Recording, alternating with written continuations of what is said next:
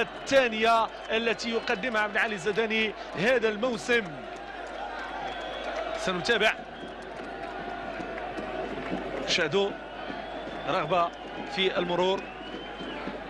تابعوا اللقطة من زاوية أخرى ربما لو أمكن.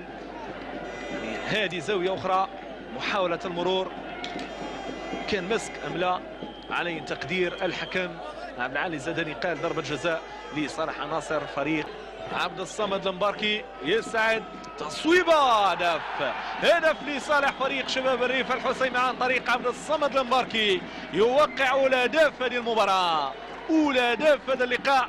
يحضر الهدف في حدود الدقيقة 69. هدف أول ينعش أمال فريق شباب الريف الحسيمي في هذه المواجهة، وأكيد أنه لقاء قوي.